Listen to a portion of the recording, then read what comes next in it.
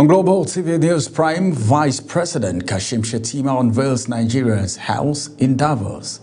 And in business, Nigeria's non-oil exports hit $6.1 billion in 2025. And on the foreign scene, UN rights chief says advanced weapons fueling conflict. And in sports, FIFA unveils a trophy for maiden women's Champions Cup. Hello and welcome to all our viewers in Nigeria and around the world to News Prime on Global Television, coming to you live from the nation's capital, Abuja. I am Ramsey Enoch Agbo. A quick reminder that Global Television is on DSTV channel 365 and Star Times channel 276. Now the news in full. President Bola Tinubu has ordered a full investigation into the gruesome killing of a housewife, Fatima Abubakar, and her 6 children at the Chanrinsi community in Kano State. In a statement issued by his special advisor on information and strategy, Bayo Onanuga, the president condemned the attack, describing it as barbaric, and condoled with the bereaved family. Tinubu also commended the police for the swift arrest of principal suspects and directed security agencies to ensure diligent prosecution. Meanwhile, former national chairman of the All Progressive Congress, Dr. Abdullahi Umar Ganduje, has condemned the brutal killing of a housewife and her children in Kano State, describing the incident as tragic, inhumane, and deeply disturbing. He said the killings are a painful reminder of the urgent need to protect innocent lives and sustain peace in society. In a statement issued by his Chief of Staff, Mohammed Garba, Dr. Ganduje expressed deep sorrow over the incident and extended condolence to the bereaved family and residents of Durai Chiranki community in Gwale local government area, noting that such acts threaten communal harmony and must not be allowed to persist. The former Kano State governor commended the Kano State Police Command for its swift response and the arrest of suspects linked to the crime, urging security agencies to ensure thorough investigation and diligent prosecution. He also called on residents to support security agencies with timely and credible information to strengthen community safety.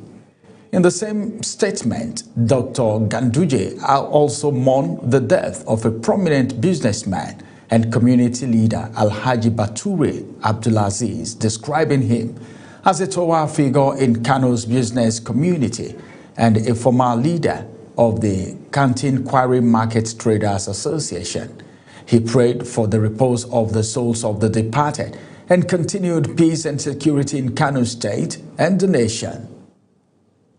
Vice President Kashim Shettima has arrived in Davos, Switzerland, to lead Nigeria's delegation at the 56th annual meeting of the World Economic Forum. A statement by his senior special assistant on media and communication says the vice president was received on arrival by the Minister of Foreign Affairs, Yusuf Tuga, Minister of Industry, Trade and Investment, Dr. Jumoke Oduole, and officials of the Nigerian missions in Switzerland. The forum, which brings together global political and business leaders, will be held from January 19 to 23, 2026. Meanwhile, Vice President Kashim Shettima has officially commissioned the Nigerian house located on Davos Promenade at the ongoing World Economic Forum meeting in Switzerland. According to a post by the Senior Special Assistant to President Bola Tinubu on Media and Communications, Office of the Vice President, Stanley Nwokocha, on his X, formerly Twitter handle, the commissioning marks the first time the Nigerian government has established a dedicated sovereign pavilion at the World Economic Forum. Nwokocha said the facility is a product of public-private partnership aimed at centralizing Nigeria's investment narrative on the global stage. The strike by workers of the Federal Capital Territory Administration remains unresolved despite a meeting between union leaders and government officials in Abuja. The meeting was convened to address workers' demands and find a possible resolution to the ongoing industrial action. Kabir Hassan reports.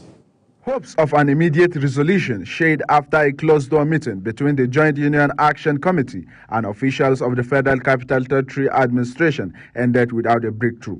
The workers had embarked on the strike over unresolved welfare issues, including conditions of service and other outstanding entitlements. While both sides engaged in discussions, union leaders say their concerns were not adequately addressed. Speaking after the meeting, the Vice President of the Joint Union Action Committee said consultations will continue, but stressed that the strike remains in force until workers' demands are fully met. The solution is that the strike continues. There is no headway. If we can achieve what we want, we'll call off. If not so, we are going on, and by the grace of God, I know God will give us the energy to sustain this strike. So many. We have issue of promotion, our wage award, issue of promotion, pension, NHIS, and so many other things. So many. We have up to 22. I've already given them, and they are not upcoming. So many guys. We ask them to at least, even if it is 50% of what we have asked for, if they can do it, so they will call off the strike. The FCTA has faced a shutdown as the Joint Union Action Committee of the FCTA embark on a strike over unmet demands. And after an emergency meeting with the FCTA officials, the union said strike continues despite no resolutions were made, but promised to call off strike if demands are met. I am Kabir Hassan, reporting for Global TV News. The federal government says it is set to inject an additional 30 billion naira over the next 3 years to stabilize and rehabilitate the 74 federal universities across the country. In addition to their yearly budgetary allocations, the Nigerian government also plans to increase budgetary allocation to the education sector to 15% in line with the recommendation of the United Nations Educational, Scientific and Cultural Organization, that is UNESCO. These measures form part of the agreement signed between the federal government and the Academic Staff Union of Universities, ASU, tagged Stabilization and Restoration Fund. The funds will be paid in 3 equal installments of 100 billion naira yearly from 2026 to 2028 and managed by the National University Commission. President Bola Ahmed Tinubu has congratulated the Minister of Solid Minerals Development, Dele Alake, on his re-election as chairman of the African Mineral Strategic Group, describing the development as a strong endorsement of his leadership and Pan-African vision. In a statement issued by his special advisor on information and strategy, Bayo Onanuga, the president said Alake's re-election underscored the confidence reposed in him by his ministerial colleagues across the continent, noting that the AMSG has under the leadership and continue to articulate a united African position on the management and beneficiation of the continent's mineral wealth. Alake was first elected chairman of the forum in 2024 on the sideline of the Future Minerals Forum and was re-elected at the group's 2025 annual general meeting held alongside the same conference in Riyadh. Meanwhile, the Federal Ministry of Solid Minerals Development has denied claims by Northern Elders Forum that the federal government violated federal character principle for siting a gold refinery in Lagos. The ministry made the clarification in a statement issued in Abuja by the Special Assistant on Media to the Minister of Solid Minerals Development, Segun Tomori. The statement noted that the allegation misrepresented comments made by the minister, Dr. Dele Alake, regarding the planned inauguration of a gold refinery project and ongoing reforms in the solid minerals sector. The federal government has amended the cybercrime charges filed against activist and former African Action Congress presidential candidate Omoyele Sowore over a social media post in which he called President Bola Tinubu a felon. The amendment charge was signed by a team of prosecutors led by Senior Advocate of Nigeria, Akinolu Kehinde, alongside two other sons who are overseeing the legal proceedings. The reversed charge delisted the social media platforms X Incorporated and Meta Platform Incorporated, which were initially named as the second and third defendants in the case. Workers under the Federal Capital Territory Administration FCTA and the Federal Capital Development Authority FCDA have embarked on an indefinite strike, resulting in the closure of government offices across the Federal Capital Territory, FCT, and its area councils. The strike follows a prior warning issued by last Friday when the workers announced their intention to down tool over unresolved labor and welfare-related concerns. The industrial action was initiated by the Joint Union Action Congress, that is JUAC, which instructed employees at all levels within the FCT public service to withdraw their services. The Nigerian Meteorological Agency, that is NIMET, has forecast a mix of dust haze, sunny conditions, and isolated thunderstorms across Nigeria from Monday to Wednesday, with reduced visibility expected in parts of the country. The forecast was contained in NIMET's Weather Outlook released in Abuja. The outlook highlights health, travel, and aviation concern as suspended dust particles and intermittent rainfall are expected across the northern, central, and southern regions. The federal government plans to spend about 206.5 billion naira on poverty alleviation projects in the 2026 budget, an amount that represents less than 1% of the proposed 58.47 trillion naira total expenditure submitted to the National Assembly. A review of the 2026 appropriation bill shows that all poverty-related allocations across ministries, departments, and agencies, including the service-wide vote, add up to 206.5 billion naira. This equals roughly 0.35% of overall federal spending and about 0.89% of the 23.21 trillion naira capital budget. You're watching the live broadcast of News Prime. News Prime continues after this weather forecast, plus business, foreign and sports stories on the other side of this break. Stay with us. Thank you for joining us. Our major weather highlight today is a surge of moist maritime winds affecting most of the southern region and parts of the north-central cities. And this will result in higher humidity levels and warmer conditions across these areas. For the coastal zones, early morning thunderstorms with light rains are expected to affect the southwest coast as well as Cross River and Akwa Ibom states. As the day progresses into the late afternoon and evening hours, rainfall is likely to spread more inland, affecting parts of Ondo, Osun, Ogun, Oyo, Edo, Imo, and Abia states. Up north, conditions remain mostly dry and sunny. However, Kano, Katsina, Kebbi, and parts of Sokoto states will experience moderate dust haze with reduced horizontal visibilities of about 2 to 5 kilometers. Residents in the rainfall areas should watch out for brief rain showers, while aviation operators should check the NIMET e-flight folder portal for the latest weather briefings before each operations. And that's your weather update. Join us again.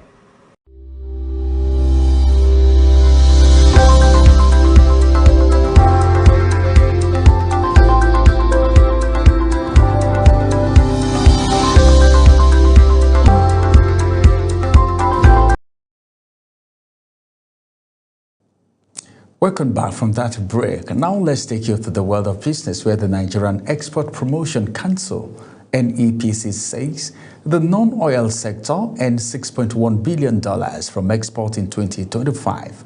marking the highest performance recorded by the sector. The executive director of the council, Nonye Ayeni, made this known while presenting the 2025 non-oil export performance and the outlook for 2025.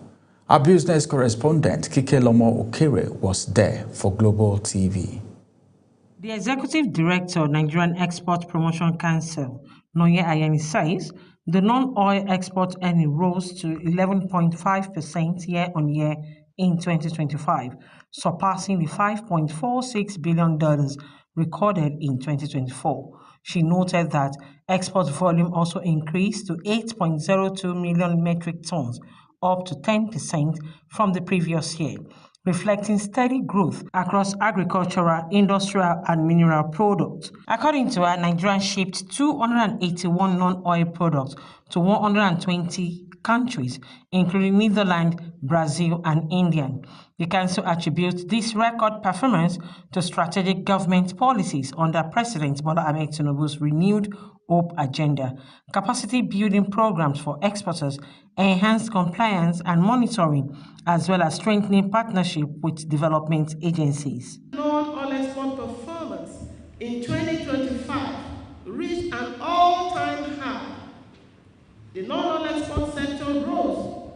Export rose to approximately $6.1 billion, representing a year-on-year growth of about 11.5% over and above the $5.4 billion recorded in 2024. Looking ahead, 2026 promises further growth, she says.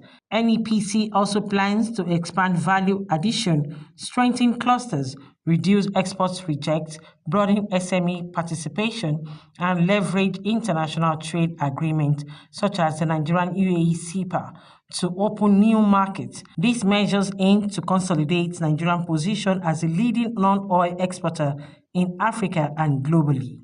This 2026, we will continue to recalibrate and re-strategize to be able to achieve much more superlative performance. The NEPC boss reaffirmed its commitment to supporting Nigerian exporters and growing the non-oil export sector. Kike Lomo Okere, Global Television News. The National Agricultural Land Development Authority, an agency of the federal government, has received a significant boost in the 2026 appropriation bill with a total allocation of 25 billion naira, up from 7.43 billion naira in 2025.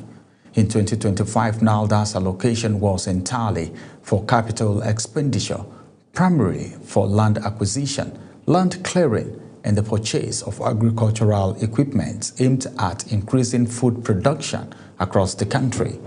There were no separate recurrent costs in the 2025 budget. The 2026 budget, however, shows a more detailed and expensive approach. Recurrent expenditure total of 1.04 billion naira, covering personnel costs of 274.75 million naira and overhead of 763.26 million naira. The federal government has unveiled a new national housing strategy anchored on land reform, urban renewal, and public-private partnership to address Nigeria's growing housing deficit. The Minister of Housing and Urban Development, Ahmed Dangiwa, disclosed this today in Ilorin during the 14th National Council on Lands, Housing, and Urban Development meeting. The theme of the 2025 Council meeting is Achieving Housing Delivery and Sustainable Cities through Effective Land Management, Urban Renewal, Promotion of Local Building Materials, and Public-Private Partnership in Nigeria.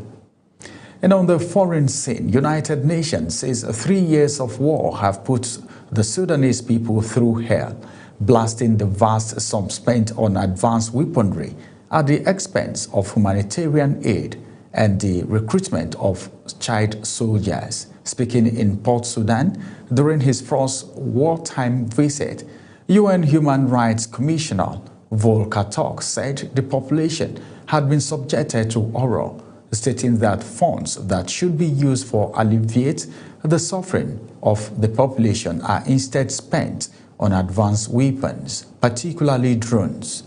Here is Zarau Nasiru's report. Since April 2023, Sudan has been gripped by a conflict between the army and the paramilitary rapid support forces that has left tens of thousands of people dead and around 11 million displaced. The United Nations estimate that more than 21 million people are facing acute food insecurity, and 2/3 of Sudan's population is in urgent need of humanitarian aid, with the UN repeatedly warning of rampant interference from foreign actors. The Sudanese armed forces must cease these intolerable attacks against civilian objects that are indispensable to the civilian population, including markets, health facilities, schools and shelters. Again, I leave with a plea that human rights be central to building confidence and bringing this war to an end, to resuming the difficult task of building a sustainable peace. It is certainly very difficult, but it is not impossible, and I feel very much encouraged. In addition to the world's largest hunger and displacement crisis, Tuck noted that Sudan is also facing what he described as the increasing militarization of society by all parties to the conflict, including the arming of civilians. The United Arab Emirates has been widely accused of supplying the RSF with weapons, mercenaries, and political backing, which Abu Dhabi consistently denies. The army's biggest backers are Egypt and Saudi Arabia, and it has reportedly also receiving arms, including drones from Iran and Turkey. Zahra Nasr, reporting for Global TV. And from the world of sport, the FIFA Women's Championship Cup took another major step towards its historic conclusion when the unveiling of the tournament's new trophy, which will be lifted by the winners of FIFA's first Global Women's Club competition. According to a post from FIFA's X handle today, the trophy reveal took place in London and was shared with pupils from a school near Brentford Stadium, the venue that will host the semi-finals on Wednesday, 28 January.